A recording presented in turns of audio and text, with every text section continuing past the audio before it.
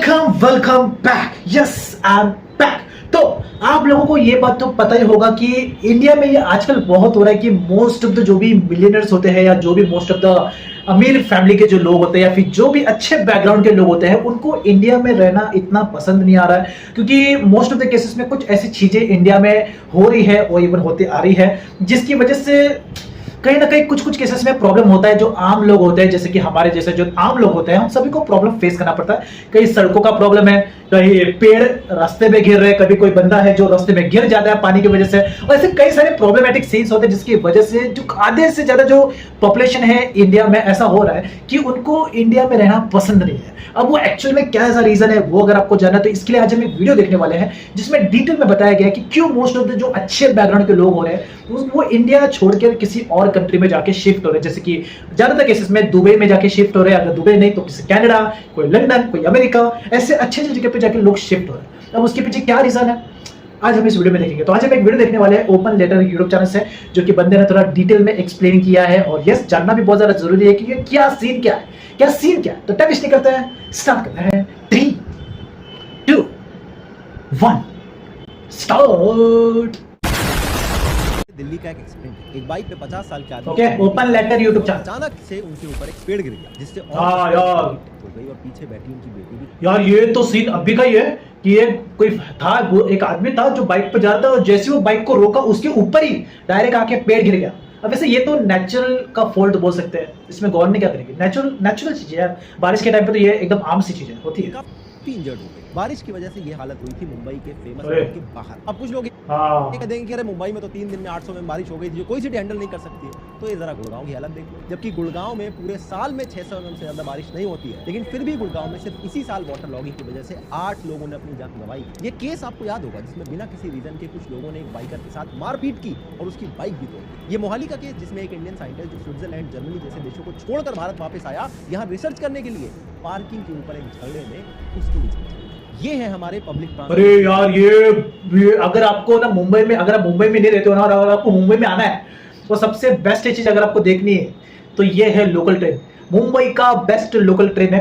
एक बार जा रहा, दूसरी बार आने का मन नहीं करेगा क्योंकि इतना भीड़ होता। पहले तो क्राउड कम होता था, लेकिन आज के डेट में क्राउड इतना बढ़ गया है। लोकल ट्रेन में मोस्ट ऑफ द टाइम में किसी ना किसी का डेथ होता ही है, खास करके लोकल ट्रेन में चढ़ने उतरने के टाइम में। और जेंट्स डब्बों से ज्यादा लेडीज डब्बों में ज्यादा इस टाइप का भीड़ देखने को मिल रहा है आजकल।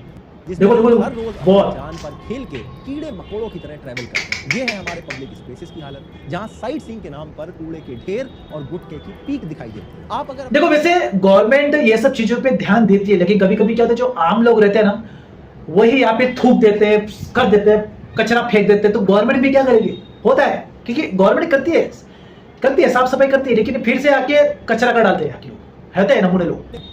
बच्चे को एक ढंग के स्कूल में पढ़ाना चाहो तो नर्सरी केजी की फीस भी लाखों में पहुंच चुकी है। इंफ्रास्ट्रक्चर हर जगह ताश के पत्तों की तरह बिखरता हुआ नजर आ रहा है। नए फ्लाईओवर्स और रोड इनॉग्रेट धंस जा रहे हैं। अब मीडिया वाले तो कह रहे हैं कि हम लोग विश्व गुरु बन चुके हैं, लेकिन हर साल लाखों लोग भारत को हमेशा के लिए बाय बाय टाटा बोल देते हैं। तो आखिर देश में चल क्या रहा है और क्या एक ऑनेस्ट टैक्स पेयर के पास भारत छोड़कर चले जाने के अलावा कोई ऑप्शन बचा है? आइए देखते। चलो देखते हैं। Should you live? दो अलग अलग लेंसेज के साथ देख सकते हैं।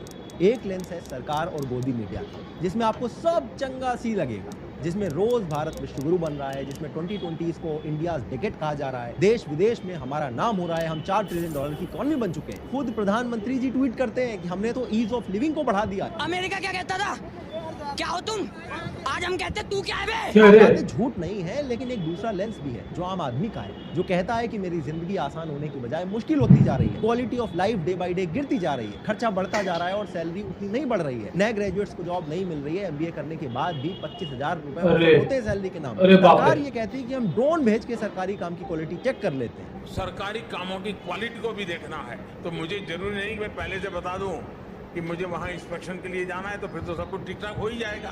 मैं ड्रोन भेज दूं, पता वही लेकर के आ जाता है और उनको पता तक नहीं चलता है कि मैंने जानकारी ले ली है। तो फिर ये नज़ारे हमें देखने को कैसे मिल रहे हैं? अपर क्लास और मिडिल क्लास वाले तो देश छोड़ के जा ही रहे थे, अब सरकार खुद कॉन्ट्रैक्ट साइन करके लोअर क्लास लेबर्स को भी बाहर भेज रही है, क्योंकि उन्हें पता है कि यहाँ तो वो उन्हें नौकरी दे नहीं पाएंगे। जिस आम आदमी को टू व्हीलर पर घर से बाहर निकलने में डर लगता है कि कहीं ओपन मेन होल में ना गिर जाऊं, कहीं किसी नंगी तार से करंट ना आ जाए, कहीं कोई कुत्ता ना काट ले। यार खास करके बाकी टाइम पे नहीं, लेकिन बारिश के टाइम पे ना मेरे मन में हमेशा डर होता है, हमेशा डर कि मैं अगर रोड पे जा रहा हूँ और गलती से किधर पानी में कोई वायर अगर रह गया और वो झटका दे दिया, क्योंकि बारिश के टाइम पे ना मोस्ट ऑफ द लोगों का जो डेथ होता है ना वो पानी की वजह से होता है, क्योंकि पानी में ज्यादा बारिश होने की वजह से कभी कभी पानी में करंट आना शुरू हो जाता है।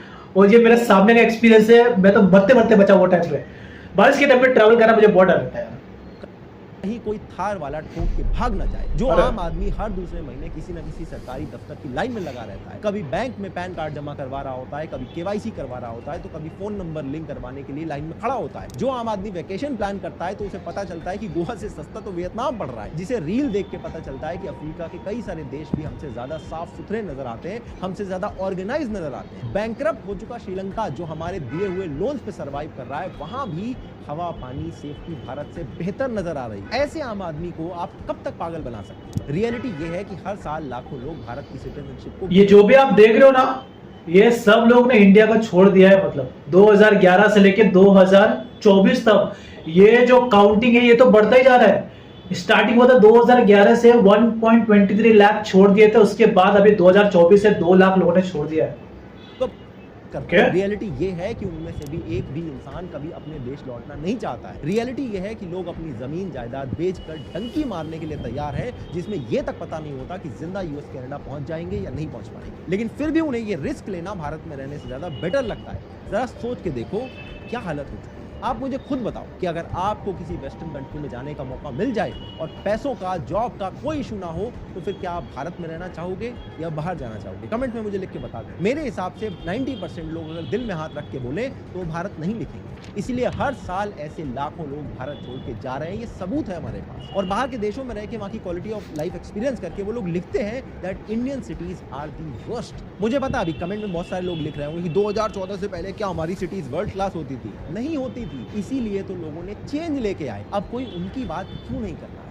मोदी जी कहते थे कि ना खाऊंगा ना खाने दूंगा, तो फिर ये इंफ्रास्ट्रक्चर का इतना बुरा हाल कैसे हो रखा है? हरियाणा में पिछले 10 साल से बीजेपी की सरकार है, फिर भी इस साल वाटर लॉगिंग में 8 लोगों की जान चली गई गुड़गांव के अंदर। और ऐसा नहीं है कि इनमें सिर्फ गरीब लोग थे, क्योंकि गरीब इंसान की तो कोई वैल्यू नहीं होती इस देश में, न्यूज में भी नहीं आता है, पर पैसे से भी आप खुद को प्रोटेक्ट नहीं कर सकते। इनमें से बहुत सारे लोग ऐसे थे जो प्रॉपर मल्टीनेशनल कंपनी में अच्छी सैलरी में काम कर रहे थे। 25 साल के अक्षत जैन गुड़गांव की एक कंपनी में ग्राफिक डिजाइनर थे, लेकिन बारिश में कहीं नंगी तार खुली पड़ी थी, इसलिए करंट लगा और उन्होंने अपनी ओ ये मेरे मन का डर अभी आ गया सामने, बाप रे।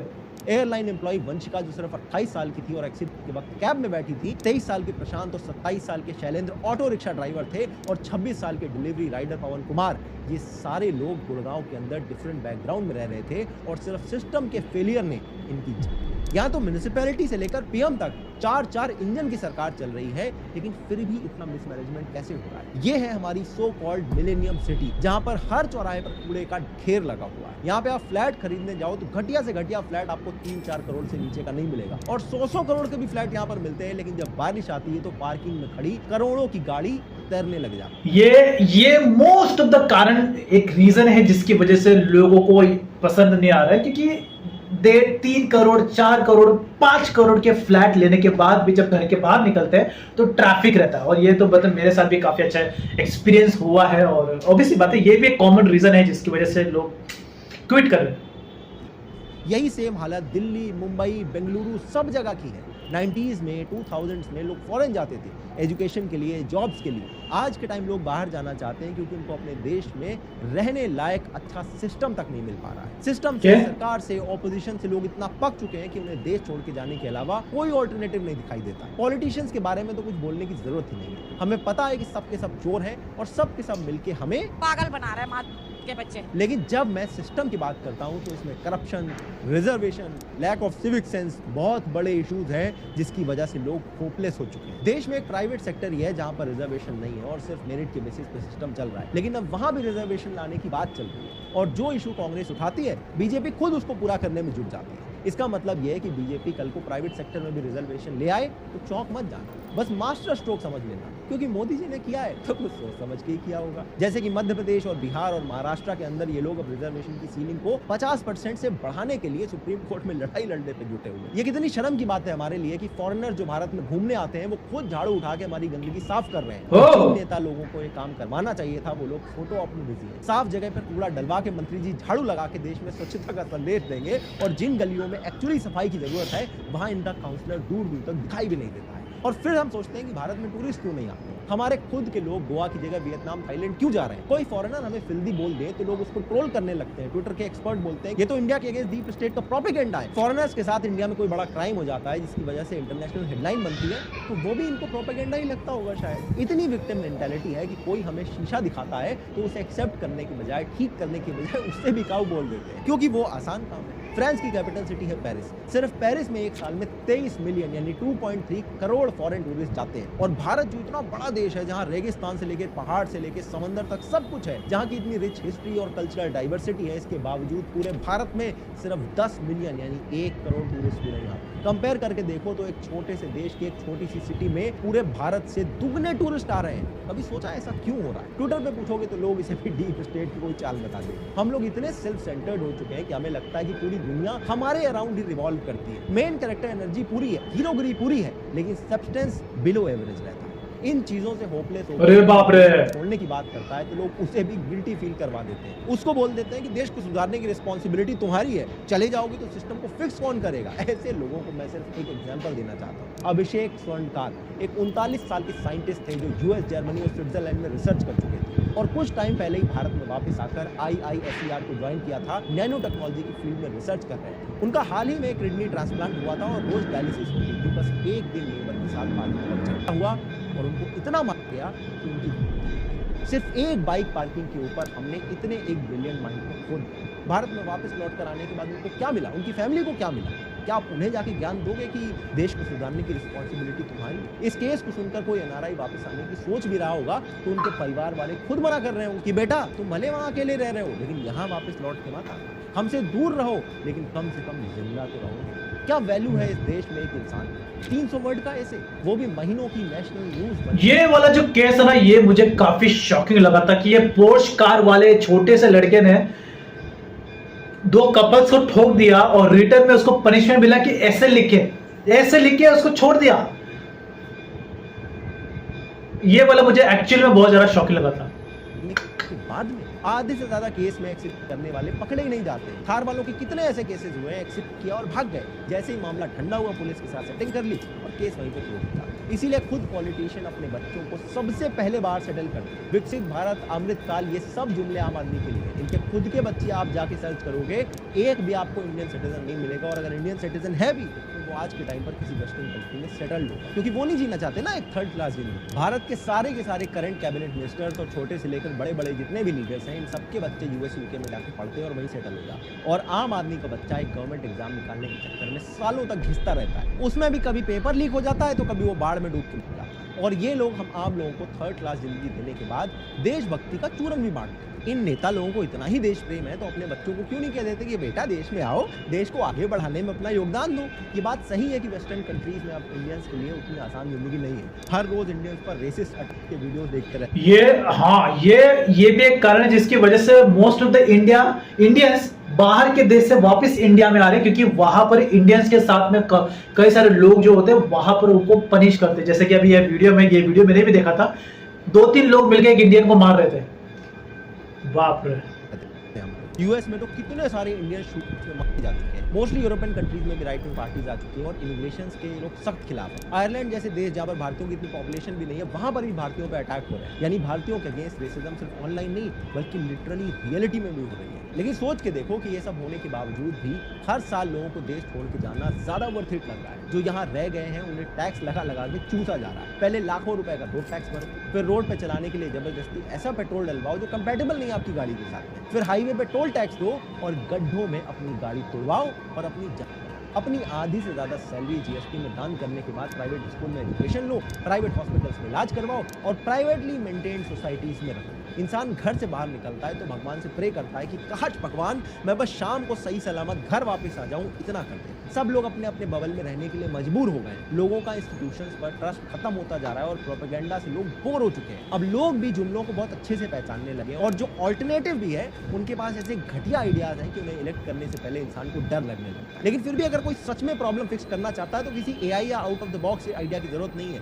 बस सिर्फ कुछ बेसिक चीजों से सब कुछ फिक्स हो सकता है। सबसे पहला स्टेप होना चाहिए क्लीनलीनेस। एक ऐसी पॉलिसी, एक ऐसा सिस्टम जो एक्चुअल में काम करे। चाहे हमें जर्मनी या जापान जैसी कंट्री से कंसल्टेशन क्यों ना लेनी पड़े, चाहे इस काम को प्राइवेटाइज कर दो, लेकिन ये कूड़े की प्रॉब्लम को सॉल्व करो। पॉट होल्स को भरो, ओपन मिलों को बंद करो, वाटर लॉगिंग के इशू को सॉल्व करो, फुटपाथ बनाओ और ऑलरेडी बने हुए हैं उनके ऊपर से इंक्रोचमेंट को हटाओ। पब्लिक स्पेसेस जैसे पार्क्स, लेक्स, टूरिस्ट स्पेसेस को अच्छे से मेंटेन करो। सिर्फ इतना भर कर लेने से लोगों की जिंदगी में एक मेजर इंप्रूवमेंट आएगा और वो विजिबल इंप्रूवमेंट होगा। डेली का स्ट्रेस खत्म होगा, हमारे शहर ज्यादा सेफ बनेंगे और टूरिस्ट अपने आप आना शुरू कर देंगे। और ये बड़ा बेसिक सा काम है जो ज्यादातर देशों में लोगों को डिमांड करने की जरूरत नहीं पड़ती, अपने आप होता है। दूसरा स्टेप है लॉ एंड ऑर्डर को फिक्स करना। ट्रैफिक रूल्स को स्ट्रिक्टली इन्फोर्स करो, हैवी फाइन्स लगाओ। थार जैसे एक्सीडेंट में कोई भी पकड़ा जाए तो एक लॉ बनाओ कि उसकी गाड़ी इमीडिएटली स्क्रैप कर दी जाए। कोई भी एक्सीडेंट हुआ अगर उसका वीडियो एविडेंस है, दिख रहा है कि रेकलेस ड्राइविंग, मैटर किसकी गाड़ी है, उसे इमीडिएटली स्क्रैप करो और बाकी कार्यवाही बाद में।